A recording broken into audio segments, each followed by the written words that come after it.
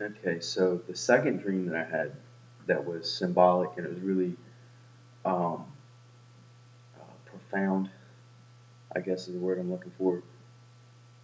Um, it was I was in the waiting room to the physician's office, uh, and I was under the impression, like I just knew, I just understood somehow. I can't explain how, but I just understood that we were there because there was a custody issue, um, and our children had to be seen by the physician to determine whether or not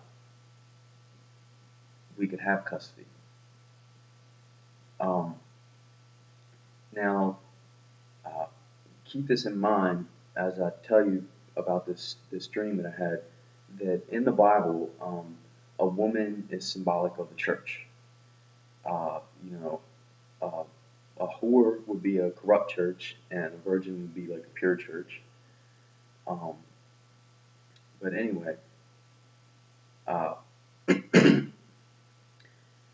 I was sitting in a waiting room to this in the physician's office, and in front of me there was this child, and this child was like, I mean, it was so pitiful. Like this child was abused and neglected, and he looked bruised and dirty, and he was like slunched over in his chair, just like just slunched over, and uh, like I really felt so much pity for this child, and then I saw his problem.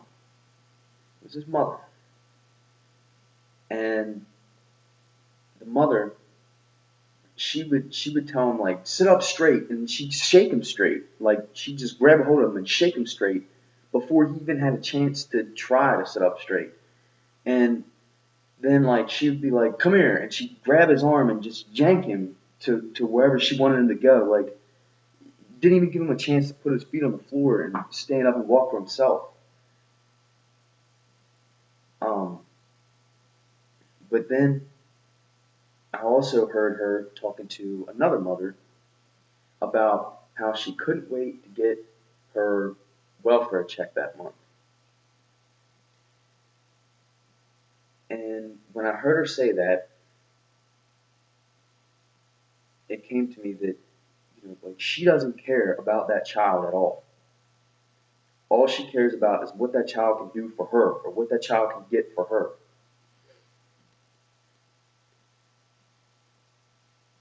And then, like, I actually started crying. Like, I've never cried in a dream before, except for this one.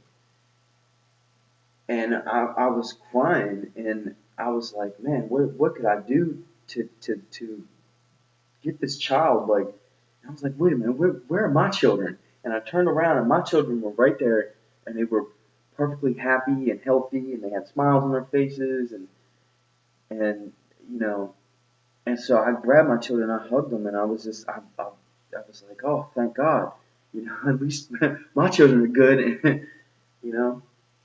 Uh, but anyway, um, uh, after I had this dream, and this dream showed me uh, the true condition of the church, of the churches um, in general, and after I had this dream, that very next day, um, I didn't even remember the dream when I woke up. Like I didn't even remember it until later that day after I went through this experience. I was in prison at the penitentiary in Baltimore, uh, and I had to go to the medical department or whatever to get some ibuprofen. Um, but anyway, as I was there, I was reading I think it was First Samuel 14, and I was thinking about how King Saul, he always made all these, uh, unnecessary requirements. And the people knew that. And the people would avoid him. His own son, Jonathan, would avoid him because he knew that his father was just unreasonable, made unreasonable demands, and put his own twist on things. Um, in 1 Samuel 14, there's a story about how Israel was going after the Philistines or whatever, and Saul. it says Israel was distressed that day, for Saul had, you fill in the blank. You know, he made this unreasonable requirement that nobody was supposed to eat that day until he took vengeance on his enemies. And it was like God provided for them as they're traveling, and conquering the Philistines and going through this forest. It was a forest full of honey, and nobody could eat because Saul made this unreasonable demand. Well, anyway, I was thinking about this that day after I had this dream. I'm reading 1 Samuel 14 as I'm at the dispensary where I got ibuprofen. Um, and then I go to the church, right? And I've been out in the cold all morning long. I get to the church, and I went and sat down, and I was about to share something like that was heavy on my heart with a friend of mine, and I sat down beside him, and I started talking to him, and somebody pointed to me, and they said, pointed to my hat, and they were like, take your hat off. And anyway, like I was still getting situated, and I was talking to my friend, and 5 seconds passed, and somebody came over, and they were like, come on, come out here. And they took me outside the church, and they said, if you don't take your hat off, we're going to have to kick you out. I'm like, what? If I don't take my hat off, you're going to kick me out? I don't even want to be here if that's the type of people you are. Like, I mean, for real. You just show your true colors. But at the same time, I'm like, wow, that's exactly what I just dreamed. That's exactly what I just dreamed last night. Unreasonable demands. What does hat have to do with anything about your heart? And in fact, when you read the Bible, there's a chapter in Corinthians that talks about head coverings, that somebody shouldn't wear a hat if they're praying or prophesying or whatever. But then at the very last verse, I think it's verse 16, it says, if any man seem to be contentious, we have no such customs in the church.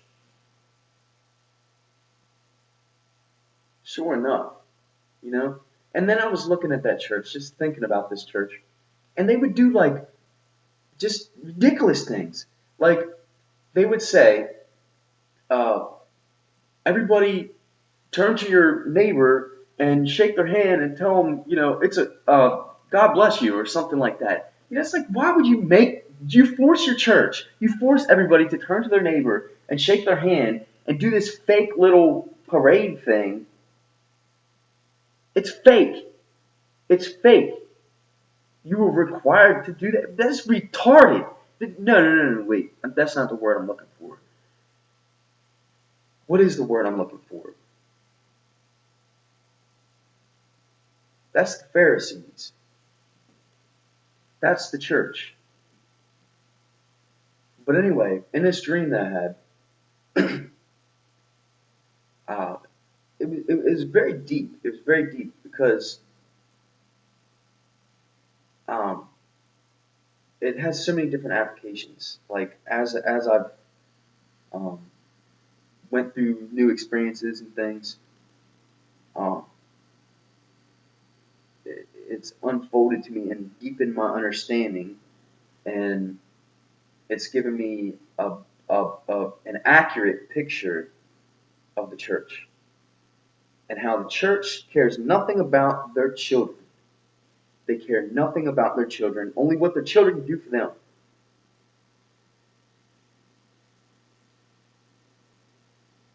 And when I say church, really it just comes down to the leaders, the leadership in the church. And I find it interesting. Uh, if you read the writings of Ellen White, she was a true prophet. And everything that she said about how the church would change and everything that she said about how society would change has come to pass exactly the way she said it.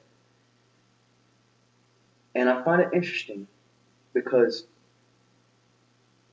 one thing that hasn't come to pass yet, but will, is that there's going to come a point in time when everyone's cases are decided. And he was righteous still, let him be righteous still. He was filthy still, let him be filthy still.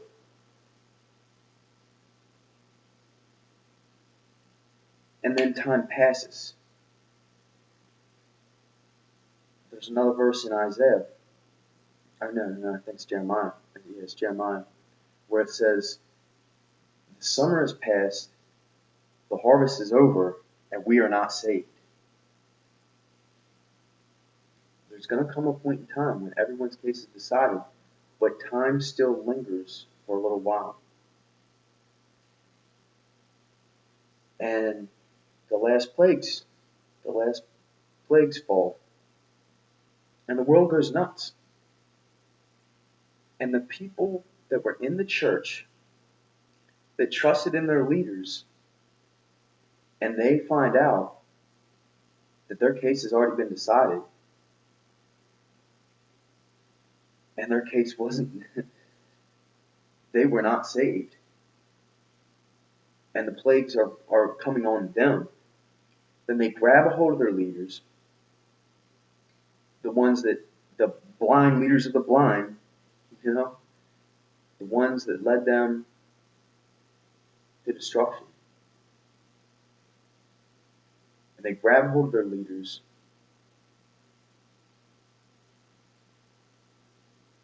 Anyway, I'm not even going to go in any further, but Ellen White did talk about that. And I would recommend that everyone read The Great Controversy Between Christ and Satan, because that book, she was shown what would happen all the way through to the end. Check that book out. Now I'm going to put a link on here to where you can find it.